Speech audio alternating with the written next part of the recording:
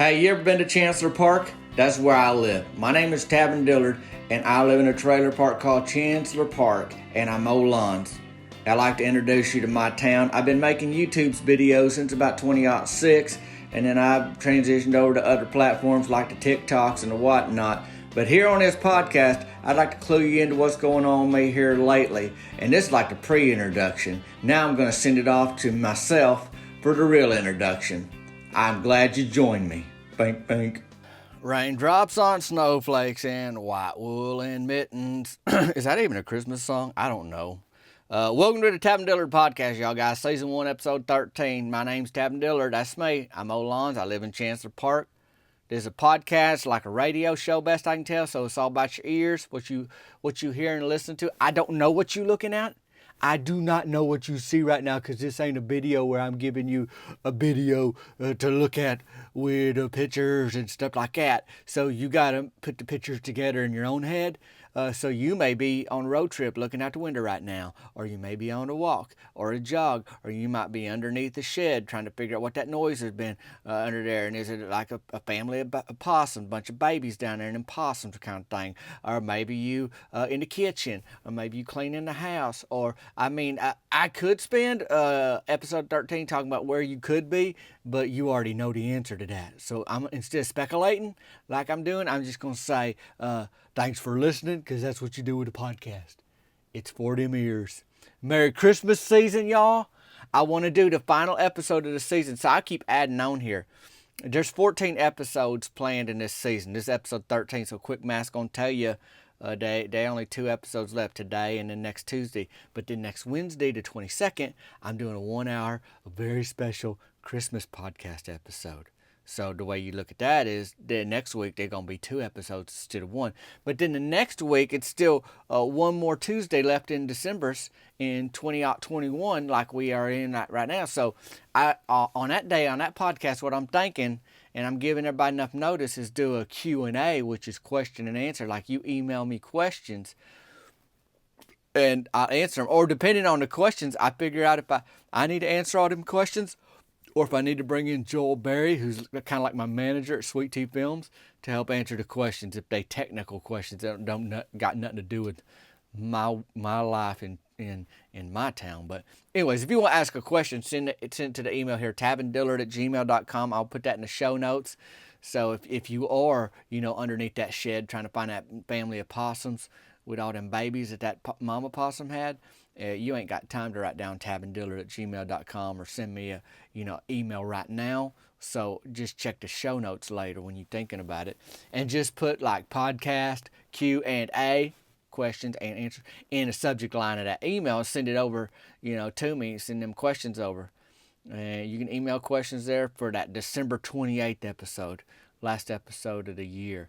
I figure we might as well keep going, fill up the weeks with an episode. So it's like, well, the season 1 would be kind of over, but let's just wrap it up with a Q&A. And I don't know if there's going to be any Q's, any questions, and if there ain't, then we'll figure out what I'm going to talk about on the 28th later. Last show of the year is going to be that day, and season 2 is going to kick off the next week after that, in the 2022. So if you're just joining us for the first time, I got to know, where in the world you been? What you been doing? Now, I ain't saying you ain't been busy. I ain't saying, oh, you got no reason to just now be joining. I ain't saying that. I'm just curious. I'm just curious where you have been.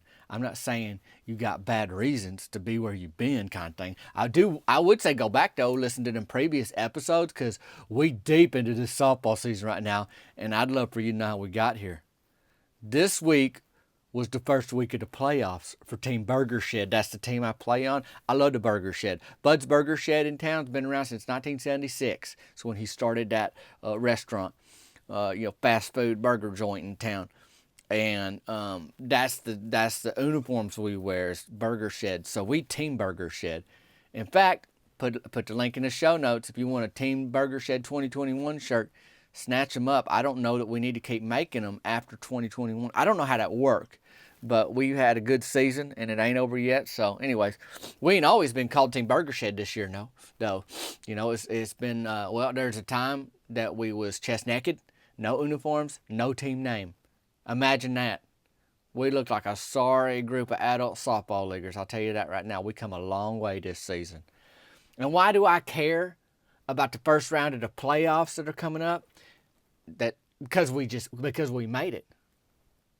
So we didn't know the schedule for sure. They said you had to come down to the fields, and they posted the playoff schedule on the side of the concession stand, and they posted on the interwebs too. So our games all season have been on Thursday nights. And this week, now that playoffs started, it's just kind of a different mood in the air, and the schedule's a little different. So this week we did not play on Thursday nights. We all go down there Thursday night, and we in our uniforms, and we read that little list on the concession stand, and it say we don't play till Fridays. So that's what we did, is kind of relaxing, truth be told, just being down there on a game night and still have one night before you got to play. And you just kind of hobnob and rub elbows with the town folk that but when you at the field's going to play, you steady locked in. You ain't there to chit-chat, catch up with folks. But I was able to shoot the breeze with folks tonight. I seen Cheryl Grubbs down there. She actually got stuck in a bike rack down at Rickard's grocery store here in the last year or so. I'm not saying that's what she's known for, but I'm saying that happened. And I do say that does come up a lot when people mention Cheryl Grubbs' name. Good reason, too. I don't know anybody else ever that got stuck in a bike rack. But the thing about it was nobody could figure out how she got stuck. Fire department, police department, they can only go off what Cheryl said, and she wouldn't say much. I don't blame her, though. If you're a full-grown adult and you get stuck in a bike rack in front of a grocery store, that's embarrassing. So embarrassing. Not to mention, Cheryl ain't got a bike. So it ain't like she was over there locking up her bike and got all tangled in that way. You ever seen them curly metal games you get from Gatlinburg somewhere? You clank, clink, clank, clink, clink, clank, clink, clink, clink them together where you try to unlink them things, but the more you try, the more frustrating it gets. That's how I imagine it was for Cheryl in that bike rack. They had to cut that thing. Now, you can still kind of attach a bike to it, but it ain't the same. I imagine Kevin Rickert sent her the bill. Probably should have. If she wouldn't got stuck, they wouldn't have had to cut that bike rack. He and his brother D. Wayne run Rickard's grocery store. It's a family-operated grocery store in town. Anyhow, Cheryl was down there along with all kind of folks from town at the softball fields. It was kind of like a carnival atmosphere. They didn't have no cotton candy and rides, but if Mary Beth Tucker heard me say that, she should try to get some cotton candy in that concession stand, I bet. She tried everything else, seems like, this season. I wouldn't put it past her to try to get some cotton candy in there. And maybe even try to figure out how to do some sort of a ride. Maybe nothing big, but she do work at the veterinary. I could see her bringing pony ride down there or something like that. But I've said it before and I'll say it again. Stick to the basics, Mary Beth. Snow cones, hot dogs, Skittles. It ain't rocket scientists, But there was some business we did have to handle at the fields Thursday, even though we wasn't playing. Like, we need to figure out what time do we play on Friday? Who are we going to play on Friday? And this is what you really want to know, How did our first playoff game go? Land the plane, Tavin. How did the game go once you got to Fridays? Well, here's the deal. We was anticipating this game. I ain't going to speak for everybody. I sure was anticipating it. It's different going to bed on Thursday night thinking about the game on Friday. It just was. I'm going to be honest with you. Some butterflies in the tummy and all that kind of thing. And we was set to play Bickham's all-you-can-eat catfish buffet. They big boys. And you probably want to know how we matched up. Well, on paper, not great. They only lost 2 games all season, so we was better at losing than they was. But we knew we just had to play our game. Folks say that all the time. Do you know what that means? Me neither. I guess it means, hey, you know how to play. Go do that. So that's what we did. So we go 3 up, 3 down in the top of the first inning. Then it's the bottom of the first, and we on the field. Defense, Bickham's is up to bat. JT Whitlow, he playing second base for us, and they hit a grounder right at him. It was almost too good. Like he probably would have fielded it better if he had to range a little bit to the left or to the right, one way or another, but that thing came right at him, and it just ate him up. He got that glove down, but I don't think that ball ever even hit his glove. It must have hit like a pebble or something. We got a gravelly infield. They ain't like big rocks, but they them little tiny ones, and they will cause some trouble. Them first 2 weeks of the season when we didn't have no uniforms yet, and I still in bases head first, chest naked, I felt every pebble out there on that infield. So that ball bounced right before JT's glove hit his forearm, and that thing just kept speeding up his arm onto his neck, hit him right under the chin. You ever been hit in the face and still had to do something? Usually all your friends are around, so you're trying to keep it together, but you ain't sure where to go or what noise is appropriate to make. Well, JT still had to find that ball and at least act like he was going to finish out that play. So he kept the ball in front of him thanks to his chin, and then he just picked it up and held on to it, and they had a runner on first. But it wasn't just JT. I ain't going to put it all on him. Next batter line to screamer to Rusty Tidwell, who is Mr. Reliable over there at third base. That thing went in and out of his glove. The runner on first waited to see if Rusty's going to catch it. Once he didn't catch it, that fella tore it out toward second base. Rusty could have got him easy, but JT wasn't on a bag, so Rusty just fired it over to Mort Dwidell at first base, but it just sailed way over Mort's head. And that was that. 2 batters into our first playoff game, and there ain't no outs, and the runner's on first and second. Their third batter goes up there, and he grounds it to Mort at first. Well, Mort shuffles that ball to nobody at first. Nobody covered first. Cody Briggs, he's pitching, and he's supposed to cover it, but he did not. So then Mort jump on a softball like it's a grenade, and he roll over, and he tapped that bag with his foot. Now, I don't know about your town and your adult softball league, but we ain't got no instant replay where we is. So quite a few folks, though, in the stands was saying Mort got that fella out. Like his little toe touched that bag when he's rolling on the ground, hugging that softball before that other fella, hit first base. But he's called safe and the bases was loaded. That's how that worked out for us, which didn't work out too well. You do the math on that. Bases loaded. Come on. The next one was a no-doubter. Fly ball to center field. Brody Childress caught it, but that runner on third tagged up. Now we down 1-0. First inning of the playoffs, 1 out. Oh, man, next fella, he hit a single. And they moved station to station, bases loaded again, and then they got 2 doubles in a row that scored 3 more runs, and by the end of the first inning, we was losing 4-0. I mean, I know that's a lot of math. 3-2, double, hit, catch, out, single. All you need to know, they got 4 runs, we got none. And we feel like we just got punched in the mouth, and we barely started this game. I mean, for all that anticipating, we sure was off to a rough start. Such a rough start. But then something came over me. I had this thought in my head. I thought that's just 1 inning. You know how thoughts are, like they in your head, nobody can hear them. Nobody can see them. They can't read your mind kind of thing. And that's what it was, is in my head. I just thought that. Nothing came out of my mouth. I'm just thinking in my head, hey, that's just 1 inning.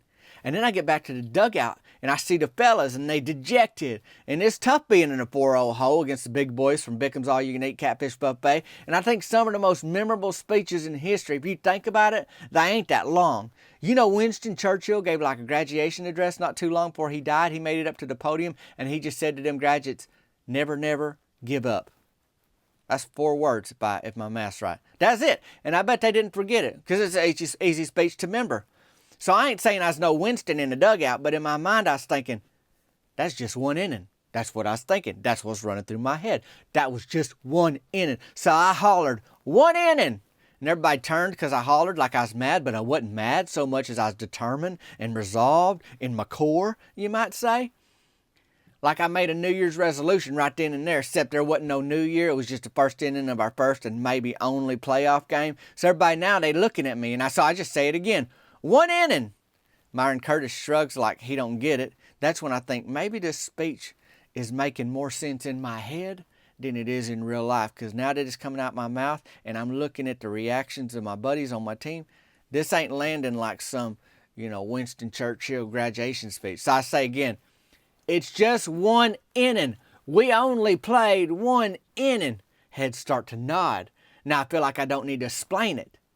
Because now they seem to be getting it like, hey, there's a lot of ball game left ahead of us. So I point at the whole team. Are y'all done? That's what I say to them. I say, are y'all done? Fellas is shaking their heads no, like we ain't done. So then, you kind of hear that music, like that Chariots of Fire music in the background kind of thing. And so then I go one at a time. I look at every teammate in the eye, one at a time, and point right at their chest. And I say, 1 inning to Myron Curtis. 1 inning to Mort Dwidell. 1 inning to Rance Farnhart.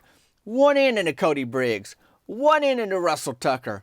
1 inning to JT Whitlow. And I say 1 inning to Rusty Tidwell. 1 inning. Then all of a sudden Rusty shouts it back. And Rusty don't typically shout. Rusty's good at everything he does.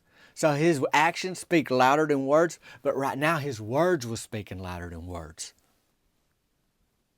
And something about Rusty getting worked up got everybody else worked up. And our whole team dugout was shouting, 1 inning. And for a second, I wondered if that didn't make sense at all. All them other fans and the other team, Bickham's, like if it sounded weird just to be shouting 1 inning. I started wondering about that, getting kind of self-conscious. Then I realized it wasn't for them. It was for Team Burger Shed. We got it, and that was all that mattered. So here we go. I'm up first in the second inning. I don't waste time. I swing away, make a little contact, soft single. Got on first base. Easy like that. And I don't stay on first long. If you know nothing about me, I steal a base every chance I get. I will steal a base when my team ain't even batting if I could. I'm a thief on them base paths. But Myron Curtis, he's right behind me. And truth be told, we all a little pumped. So nobody's waiting. Myron swings that thing, and he lines one to center field on a bounce. Runners on first and second. That's me on second. That's Myron on first. JT Whitlow's batting next. He had a ball outside but decided to take a swing and popped it straight up. Now, I don't know what me and Myron were thinking, but we ran. And JT ran. And that ball went so high. It went so high in the air like a bottle rocket with a real strong fuse, and it goes so high up in the air where you ain't sure if it's going to come back down or not. But it's got to come down because of gravity, and it do. But JT, he just keep running. He said later he couldn't control that ball, but he could control his legs. So he kept running. And JT's yelling at Myron in front of him, go, go, go, go. I'm way ahead because I was on second base, and I just tore it out. We was booking it. And that fella on Bickham's dropped the ball. You can either run it out or be a spectator. JT Whitlow ran it out. We got 2 runs. And that's ended up, then we kind of fizzled the second inning. That's how it ended. For us, it was just 4-2 by the end of the inning, but we had the momentum. Felt like more runs than that because things seemed to be swinging our direction kind of thing. Then came the 4th inning, okay? Rusty Tidwell makes soft contact, which is rare for him because he usually hit it pretty hard, but he blooped it into right field for a single. He's on first base. Mort Dwydell is up next. Mort hits dingers or nothing. He hits it out, or he will most likely get throwed out at first no matter where he hits it in the park. Put it to you this way, Mort only has very long singles or home runs. Once he makes it to first and it ain't a homer trot, he's done. He's camped out right there. From that point on, he's base to base. So he's up with Rusty Tidwell on first, and Mort makes serious contact. Serious. That thing went way out in the parking lot. Chet Dilroy's nephew, Tony Wayne, he's out there in the parking lot. He had a 4-wheeler accident recently where he got a rib out of place. He reached out to get that ball, and he had a rib go out again. And he's laid out in the parking lot. His arms stretched out. His little fingertips are trying to reach out for that ball still. Can't quite reach it. Cromwell boy, he's maybe 6-year-old, come up and snatch that souvenir. They sent out a medic for Tony Wayne. He's going to be okay. And the league collects him softball, so that 6-year-old had to give it back. But he got to trade it in for a snow cone. That's how that works. Anyways, that 2-run shot by Mort brings us even at 4-4. Looky there, won't you? So let me take you to the last inning, because here's the deal. After the first inning, we was down and out and dejected and down 4 runs and just, a little backwards. And I ain't going to take credit, but something got into me. I gave a little speech. Anyhow, the team got after it. Last inning, I drop in one of my patented soft singles. I'm on first. We still tied 4-4. I'm hungry for a steal. That pitcher lets it go, and I'm off to the races. Head first, Pete Rose slide into second, no throw, safe. The pitch was a strike on Myron Curtis. Now they pitching again to Myron, and I'm off. Head first, Pete Rose. This time they throw late, and now I'm standing on third with no outs. Well, just when Myron is about to get pitch number 3, it's like I don't know if it was like a swarm of gnats. I didn't see nothing. Maybe got a hair in his mouth. Just something happened to you. But if you ain't right there, you don't see it. So it looks like the person's crazy, like they swatting at stuff that nobody else can see. And he's like spitting. I don't know what got in Myron's mouth. And then he take a swing at that hair or them gnats or whatever it is. And he hit the ball, because the ball's heading toward the plate while Myron's having his little fit up there. And it's a dribbler down the first baseline. So Myron's got the whole bench hollering at him, get down there, run, Myron, run. And he's off. So there's Myron lumbering down the first baseline. And as he starts lumbering out of the way, I start heading home from third. The first baseman picks up that ball, and he see me running home, and he can't get it past Myron. Myron carries some girth with him, and he's in the middle of the base path where he belongs, just bearing down on first base. The first baseman's throw lands right in Myron's gut, and his tummy kind of catch it like a mitt would do, kind of thing, and it fall to the ground. I slide across home plate, safe. Now, we ain't the home team, so Bickham's had the last at bat, and I guess they's feeling in the last inning how we was feeling in the first inning. Just down and out and dejected. Well, they didn't snap out of it. They swung for the fences 3 times, and they got 3 pop flyouts, and that, my friends, means Bud's Burger Shed is going to the second round of the playoffs. There's some fireworks in the trailer park this weekend. And we got some meaningful games on our hands now. That's what they call them now, when you get to play. Now, these are meaningful games. Like, it's basically do or die. Like, you going to keep going toward the championship, or you out of there and see you next season kind of thing. So we in another round. It's exciting.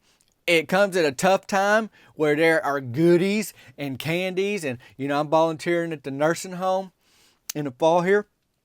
And they got snacks and parties, seems like every other day down there. And so I got, we in the middle of, we got to be in elite playing adult softball league condition, which is not like elite condition. It's elite adult softball playing condition. But, you got to back off on them turtles, the divinity, them just chocolate chip cookies. So I got to be stretching out, eating right or eating mediocrely respectable, I guess is how we gonna put it. But we got another game next week, and I'm excited, and I don't know who we playing yet, but after tonight we feel like we beat everybody, bring it on kind of thing.